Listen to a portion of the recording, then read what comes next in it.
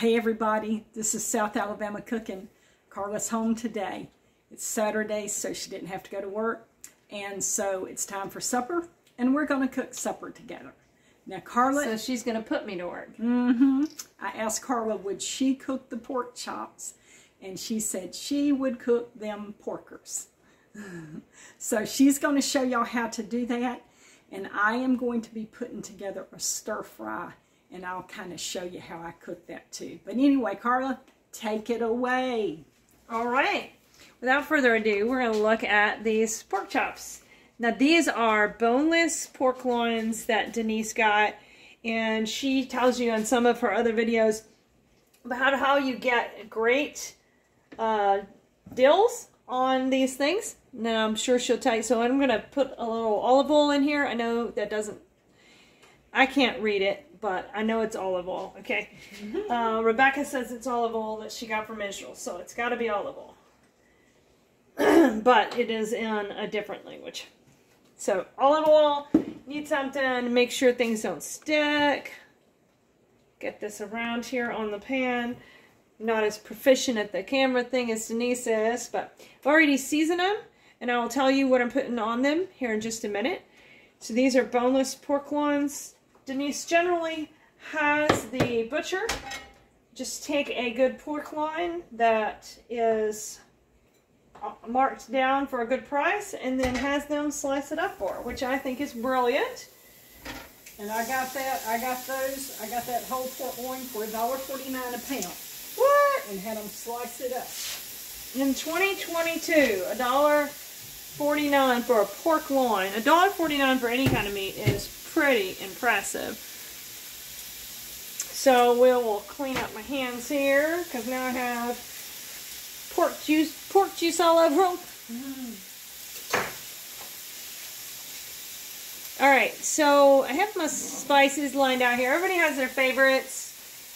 So tahini is something my niece Kaylee introduced us to. It is one of the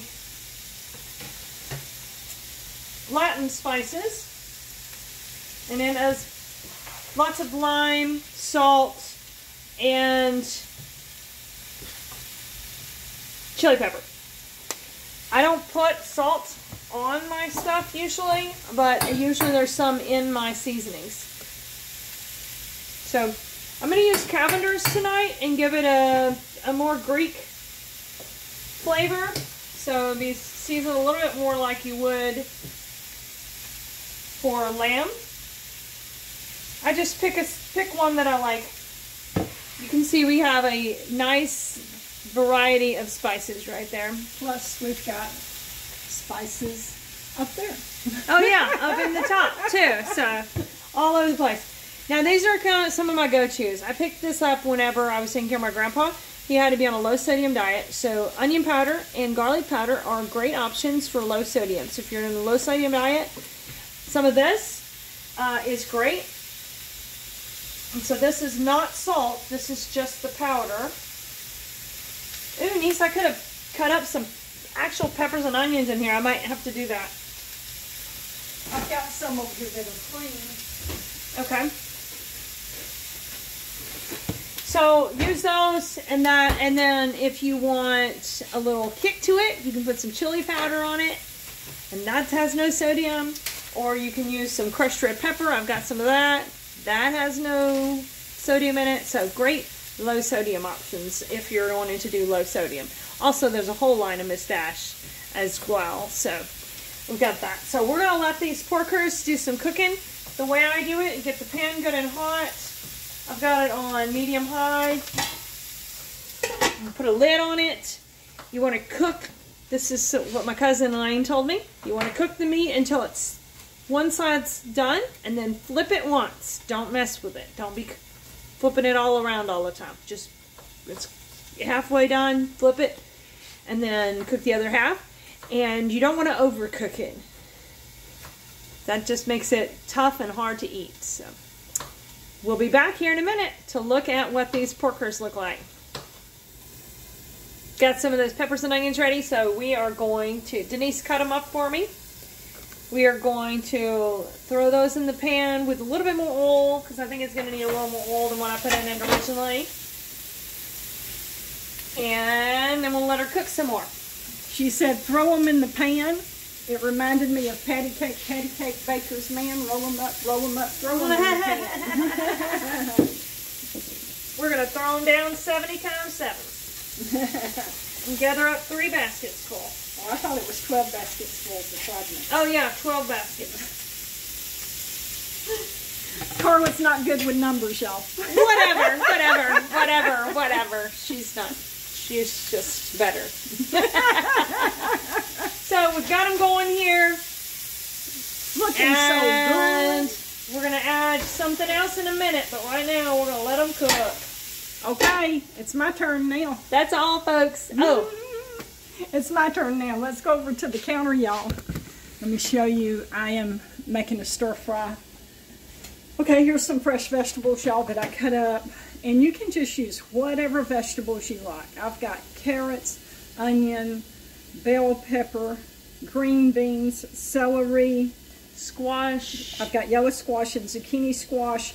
Usually I put some broccoli in it, but I didn't have any broccoli. And I have my wild oyster mushrooms as well in here that I'm so proud of. Let me show y'all some of them. Yeah. And that is not a vegetable. It's not? What is it? I don't know. It's not a vegetable, right? Whatever.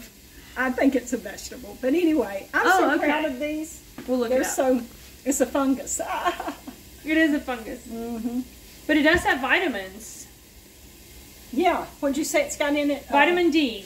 Mushrooms are the only source of vitamin D. From what I've read, they're the only source of vitamin D that doesn't come from an animal product. So there's no cholesterol included with the vitamin D. So that's our lesson for today. Yeah. So it's vitamin D3, I believe. D3? There's or D2. I have to look it up. Okay. But I'm going to cut out a little bit more oyster mushroom to put in there, and then I'm going to show you how I'm going to stir fry these, y'all. I'm actually going to make a little sauce to go with it today. Most of the time we just do our stir fry vegetables without a sauce, but today I want a sauce. So that's what I'm going to do. Now, probably we should go on over here and get this to cooking, and then I can start. Get sick. And then I can start mixing up the sauce. Okay, I used to have a frying pan. There it is. There it is, right there. Back there. All right, now Carla used the olive oil from Israel. I'm using this olive oil that is from New Mexico when we took our trip out to New Mexico, and it's called Italian herbs. So it's seasoned with Italian herbs. So anyway, that's what I'm going to use. I'm going to put that in my pan first. Let it kind of go to heating up. And then we'll throw them vegetables in That's there. how come I needed more olive oil. You put much more in there than I did. Okay, so there's that. I'm going to let that heat up just a tad. Okay, we're going back to the counter, y'all. We're just going back and forth. I'm going to mix up my little sauce to go on there. All right, I've got 2 tablespoons of cornstarch in here, and I want to add just a little bit of water. So I'm coming right over here to the sink, put a tad of water in it. I don't know, 1/4 of a cup. Start out with. We'll kind of see what this looks like.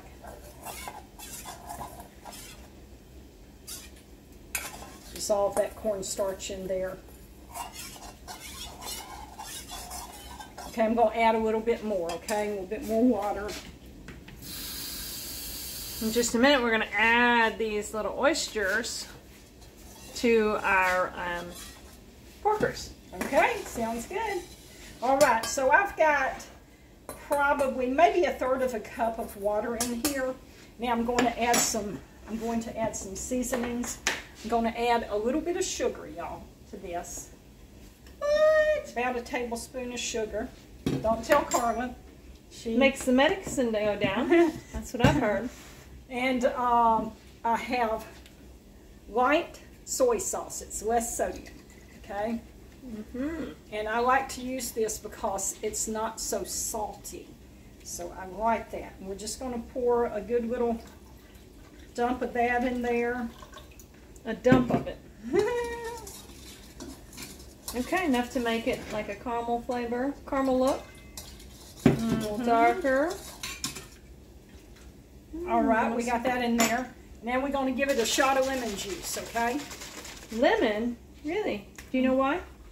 It makes it taste good. Okay. So, you know, I don't know, tablespoon maybe of lemon juice. And that is going to be our mixture. Now, when I pour this over the, oh, and I better look at my pan. Yeah, it's getting hot. When I pour this over the vegetables and it starts getting hot, it will start thickening up because of the cornstarch. Cornstarch is a thickener. Okay, let's get around here and check out my pan. I'm smelling the, boy, yes. I'm smelling the garlic or the smelling the the herbs. spices, yeah. Those Italian herbs. Okay, let's see if all of this will fit in here, y'all.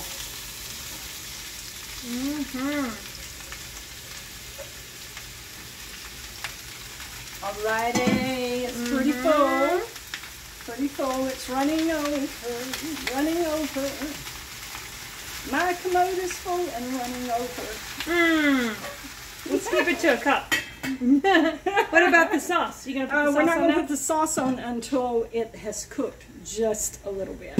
Okay, well let's check the porkers because Okay. they're steaming good and I want to add these mushrooms in. Woo! Look at the steam rising. If we were in the travel trailer, it would be setting the alarms off. Yeah, buddy. They would be screaming. Looks like they're nice and brown. Okay. Now I'm going to add some of these oyster mushrooms. Not marshmallows, mushrooms. That Denise got out of the yard. Yes, yes. You need more than that? Or you think that's Well, enough? I just got one to go with each porker. Okay. Okay. And Porker, fork chop, whatever. And I'm going to add a little of this Tony Chachere's light Creole seasoning. So let's season this up a little bit with this. Not a whole lot. Because we don't want a lot of salt.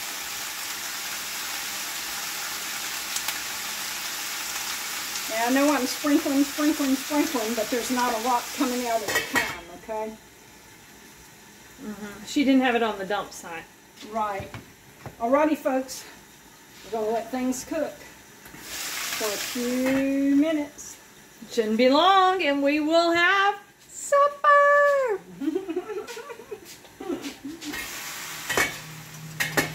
All right, we're going to check these porkers and see where they're at, okay? And I'm stirring the stir fry a little bit. All right. So the best way to check, you probably know this, but you want to just make sure they're not bleeding, especially for pork. Can I use your spoon? Sure. So we'll just stick a fork in her and see if she's done.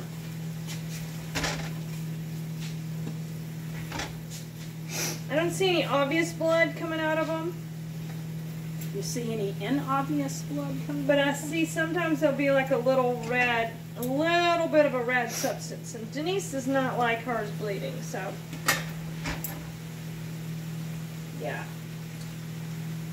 We'll let them cook just a tad longer. All Okay, right? and I'll show them we're ready to. I have let these vegetables cook just a little bit, and now we're going to add our sauce in there. And as this sauce cooks and thickens, the vegetables will, you know, finish up cooking. So it's nice caramel look to it, but I'm sure it's not going to taste like caramel.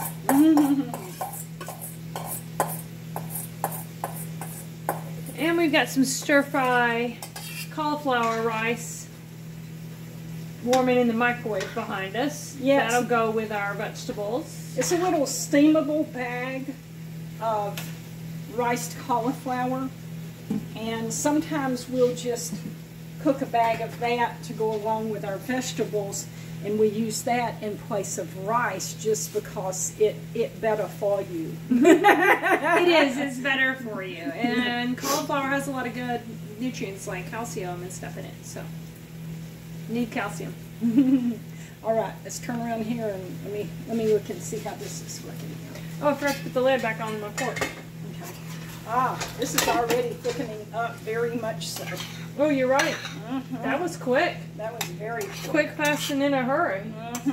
I actually think I need to add a little water. So let me go over here to the sink and just add a tad of water in here. Kind of try that is just a tad. Kind of try to thin this down a little bit.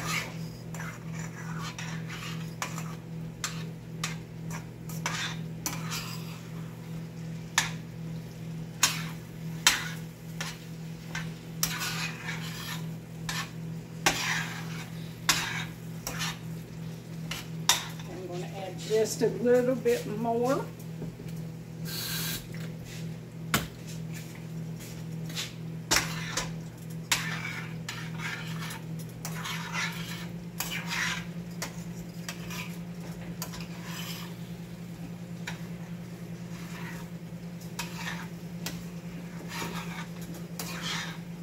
While you're adding that, I'll say I looked it up, and so there's vitamin D3, which is the most common form of vitamin D, and that's what you're going to find in your meats, your pork, your steaks, your chickens. You're going to find your vitamin D3.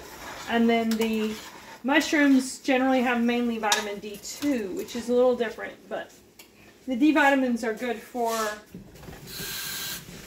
our immune system. And during the winter, it's hard to get enough D. Okay, that is done. Okay.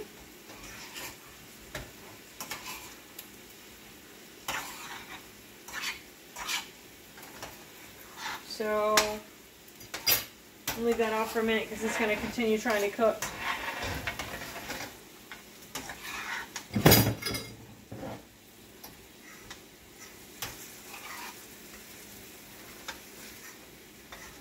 Our vegetables need to cook just a little bit longer, so we're going to give them another minute or two to cook.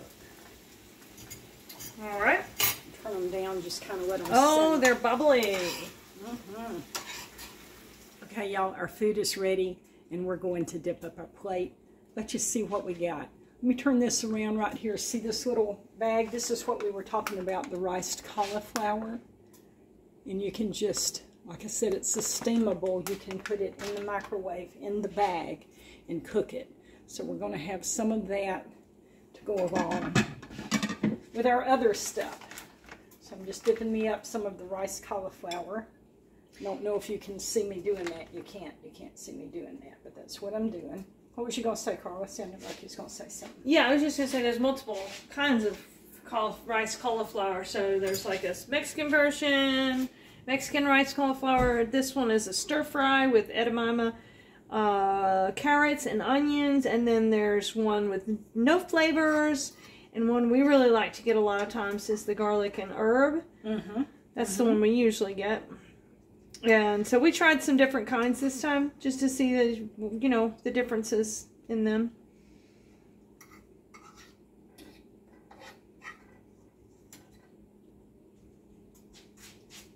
All right, and here's our stir fry, y'all, with the sauce with it.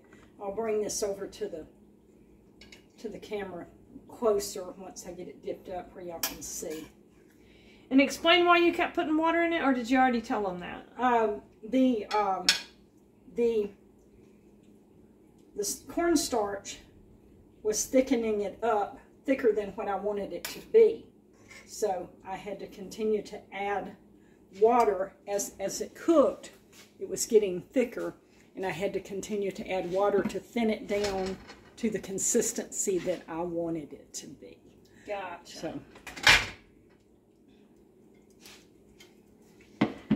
And yes, we know this is way more food than the two of us can eat. As far as I know, nobody else is coming over here to eat it. But what we do is we can put this, we can pack this for future meals, and we have less cooking to do later.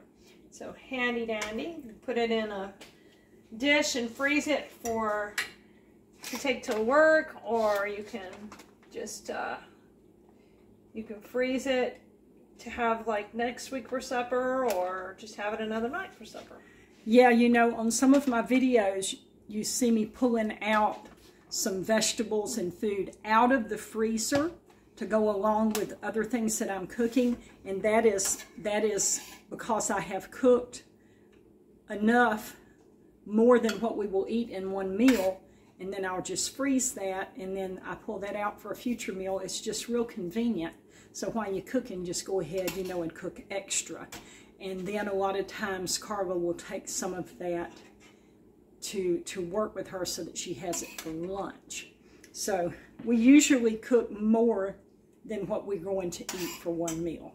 And then we have homemade frozen dinners. Yeah. Okay, y'all, here it is.